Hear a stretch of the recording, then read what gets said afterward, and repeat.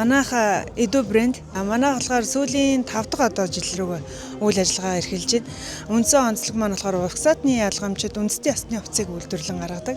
Энийхээ дагуу хэрэглээний Монгол хувцсыг өдөр тутамд хэрэгжилж болох заагвар хийцээр бас материалын чанарыг нь тийм төвшөнд аваачиж угаалгын машинд угаадаг дээл хийдэг төвшнээр арьсан байдаг. За манай дээр олонгууд одоо угсаатны хувцснаас сэдвүүлэн гаргачихсан одоо энэ халах загварын дээл маань байна.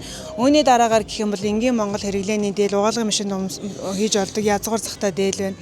За түүнээс гадна угаалгын машинд угаадаг үслэг хувцас байх жишээний эко даваагаар хийсэн байна. Ингээд хөвөн даван материал нь бүх дотортой бүх хувцснууд маань тэгэнгүүтээ ардаараа Монгол зураачийн бүтээлтэй хүрэн байх жишээний гих мэтлэнгээр их онцгой бүтээгдэхүүнүүдэд авчирсан байгаа. Амар вайны үзэсгэлэн гэхэд одоо сүүлийн 4 жил тасралтгүй орохдоо дандаа өнгө төрх болж орж байгаа баяртай байдаг. Эрэгтэй дээлнүүдийн олонгууд хавчуурхтай 3 хэмжээтэй дээл. Тэгээд хөвөн даван дотортой тэгэр онцлог. Дээрээс бид нэг тийм дуугүй хэнээсээ илүү одоо залуу хүмүүс өмсөхөд бас хэрэглээг нь бодоод аль болохоор юм чөлөөтэй юм уу цулгуун маягаар хийх сонирхолтой байдаг. Бусад бүтээгдэхүүнээс ялгарч болох хамгийн том ялгаатай зүйл бол угсаатны хувцас. Угсаатны хувцсан дондоо ялангуяа сэвгэр охтууд ингээ залуу охтууд өмсөх угсаатны хувцас гэхээр нэг ийм навсгар хувцснууд агаад ойлгож хэрэглэж чаддаггүй. Тэрэндэн зориулаад хөвөн даван болон хоньны носон материалаар тэгээ тэрнийх нь бас чиг хандлагаар нь ингээ шоолоод тэгээ энэ одоо жишээлбэл торгууд урийнхаа загчны зэв ингэр байна. Тэгээ яг энэ сэвгэр охтууд зориулагдсан зах ингэртэйгээрээ энэ зүүсгэл гоёлыг аваад хэрэгэлсэн ч болно.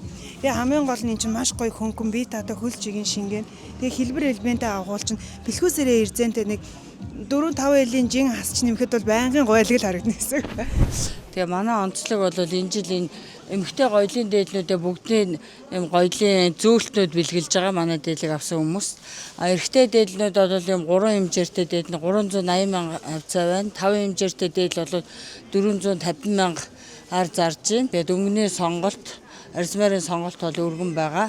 Бас энэ хүннөө дээл бол манад байгаа. Энэ хүннөө дээлүүд бас арьсмарын өргөн сонголттой. Үнийн хувьд бол 600 мянга гэж байгаа. Ер нь бусад гадар байгаа дээлнүүдтэй харьцуулахад бол хүннөө дээл хамаагүй хямд байгаа шүү дээ манайх. Мастер оюутлчингууд оюудаг болохоор чанарын өндөр түвшинд гардаг.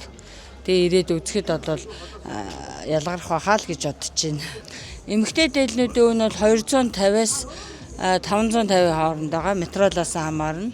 Юбхтэй дээлийн бүс нь адилхан ингээм юм нудрахтай, ингээ гоё ингрийн зүйлттэй ийм ногоон өнгө байна. Тийм ийм номин ногоон өнгө байна. Энэ өнгөний сонголт байгаа. Юбхтэй байхаар давуу тал нь яг хоёр талтай ийм оноотой, хөл душигдахгүй. Тэгээд ийм загварлаг юбхгээ солиод өөр өнгийн юбхэн дээр юм уу өөр өмдөн дээр өмсөх боломжтой пүүз мөзөн дээр өмсөж байгаа учраас өөр гоё өнгийн өмдөн дээр өмсөж болдог байхгүй. Тэгээ наадмаар бас өмсөж ногтодод бол энэ зүгээр загвар. Манай дээлнүүд ч одоо 280-аас хамгийн үнэтэй нүсэр дээлийн маань хаа 500 ч л байгаа. Бид нэр одоо нэгэнд энэ үнэн төлбөр багтаад түрээсийн зардалгүй ингэж бид нэрийг халамжилж хахад бид нэр хамгийн доод үнээр үйлчилж байна. Одоо жишээлбэл би хэрэглэхээр ингэ зүр хэрэглэлчтэй. Хүмүүс нөгөө хосоор нь зүүж болно. Миний ус шингэн л дээ. Тэгээ яг хөө сайхан өстэй хүмүүс л хоёр игээд зүүчгээр үнэхээр гоё харагддаг. Гизэгний утан дээр орчин үеэр арай жоохон туулширж байгаа буруу ойлголт нь гингүүд гизэгний ут гоё харагдангуй жоохон октодтой хүмүүс авч зүгэл гэдэг. Энэ үнэхээр болохгүй.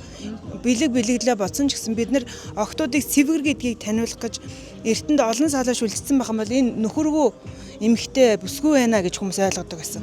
Тэгээд нөгөөт маань хурмынхаа ёслоор үсийг хаглаад хоёр хуваагаад хадам тал нь сүлжээд энэ бол манай хүн ингээд үсийг нуудалж өгдөг байхгүй. Энэ ёсыг алдагдуулаад үнэхээр гой сайхан харагдаж ийн гингүүтээ жоохон октодод гизэгний ут авах гээд ингээ хүмүүс маань зүтгээд байна. Тэгэхээр яг уламжлал ёсын онцлог бол бэлэгдэлтэй байгаа байхгүй. Хувцсыг яг ийм цаламтай байсан 4 уруу байсан гэхээсээ илүү орчин үед хэрглэж болох. Яг ийм байсан гэд ийм өргөн ханцуу өмсчүүд навсганаад явахын оронд тэрийг өмсч болох бие татаа гэдэг үндсэн агуулгыг хадгалах нь хамгийн зөв. Тэр нь уламжлаа түгээх, цааш нь хадгалж авч үлдэх хэрэглэх боломжийг үүсгэж байгаа байхгүй. Тийм болохоор хэрэглээний явц гэж хэлээд байгаа.